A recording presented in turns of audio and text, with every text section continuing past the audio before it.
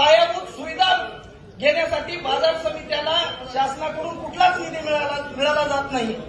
आमदार फंड घेता येत नाही किंवा कुठल्या जिल्हा नियोजन कमिटीतून कुठला फंड घेता येत नाही.